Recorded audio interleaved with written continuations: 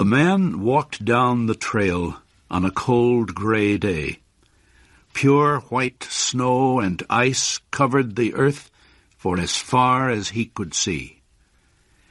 This was his first winter in Alaska. He was wearing heavy clothes and fur boots, but he still felt cold and uncomfortable. The man was on his way to a camp near Henderson Creek. His friends were already there. He expected to reach Henderson Creek by 6 o'clock that evening. It would be dark by then. His friends would have a fire and hot food ready for him. A dog walked behind the man. It was a big gray animal, half dog and half wolf. The dog did not like the extreme cold. It knew the weather was too cold to travel. The man continued to walk down the trail. He came to a frozen stream called Indian Creek. He began to walk on the snow-covered ice. It was a trail that would lead him straight to Henderson Creek and his friends. As he walked, he looked carefully at the ice in front of him. Once he stopped suddenly, and then walked around a part of the frozen stream. He saw that an underground spring flowed under the ice at that spot. It made the ice thin. If he stepped there, he might break through the ice into a pool of water. To get his boots wet in such cold weather might kill him. His feet would turn to ice quickly. He could freeze to death. At about 12 o'clock, the man decided to stop to eat his lunch. He took off the glove on his right hand. He opened his jacket and shirt and pulled out his bread and meat. This took less than 20 seconds, yet his fingers began to freeze.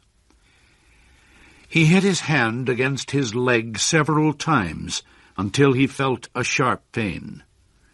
Then he quickly put his glove on his hand.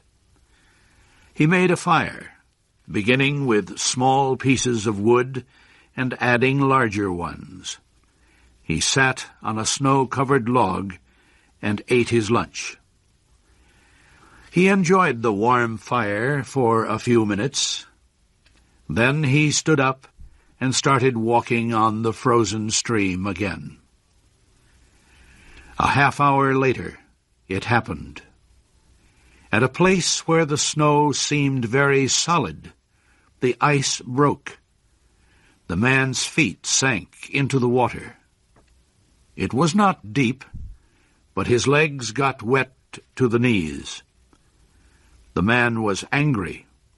The accident would delay his arrival at the camp. He would have to build a fire now to dry his clothes and boots. He walked over to some small trees. They were covered with snow. In their branches were pieces of dry grass and wood left by floodwaters earlier in the year. He put several large pieces of wood on the snow under one of the trees. On top of the wood, he put some grass and dry branches. He pulled off his gloves, took out his matches, and lighted the fire.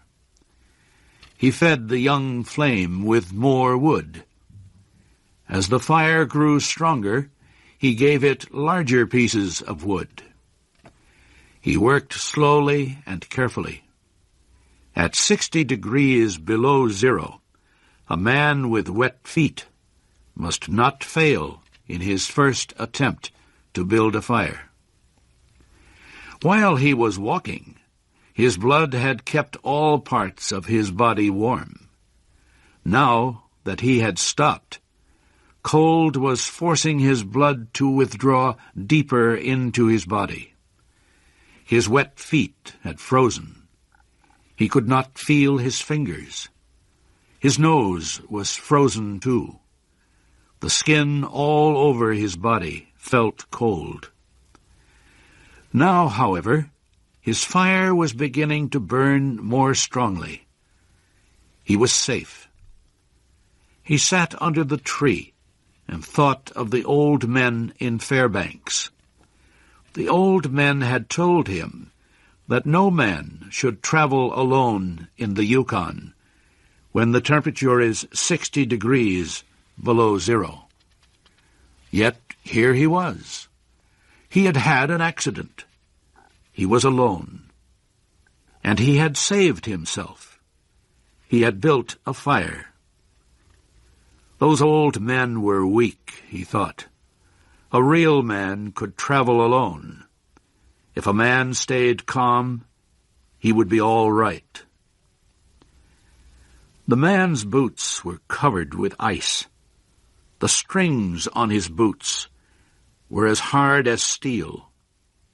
He would have to cut them with his knife. He leaned back against the tree to take out his knife. Suddenly, without warning, a heavy mass of snow dropped down. His movement had shaken the young tree only a tiny bit, but it was enough to cause the branches of the tree to drop their heavy load. The man was shocked. He sat and looked at the place where the fire had been. The old men had been right, he thought. If he had another man with him, he would not be in any danger now. The other man could build the fire.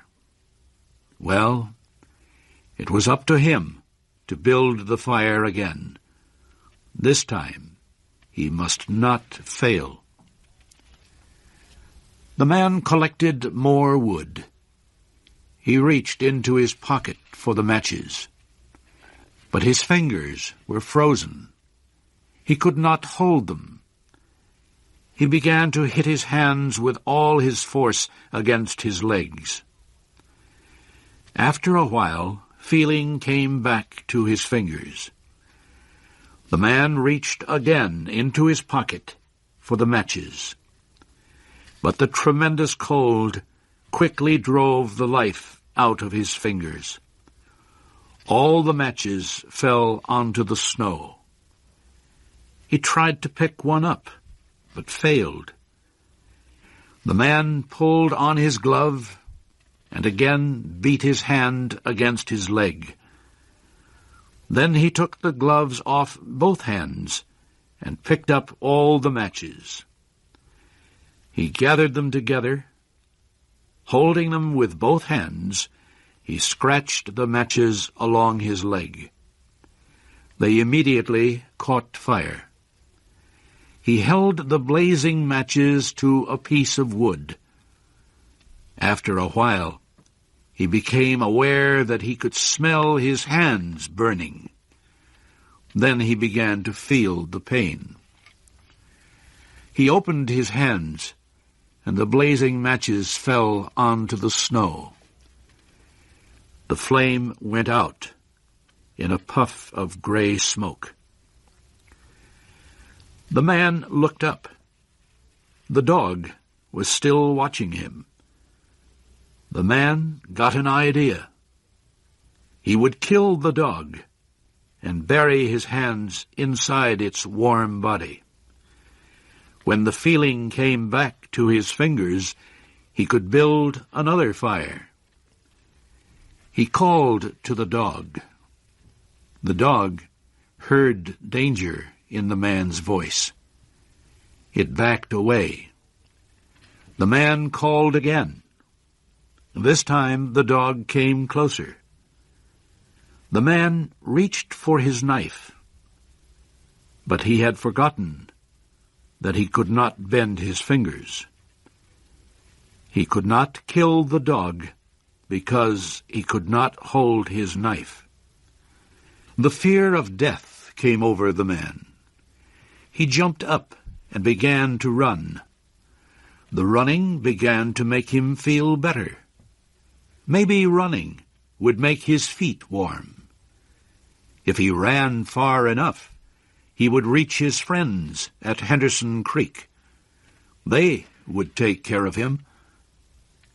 It felt strange to run and not feel his feet when they hit the ground.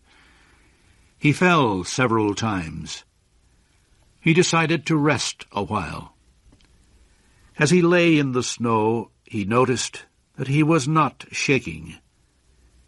He could not feel his nose, or fingers, or feet.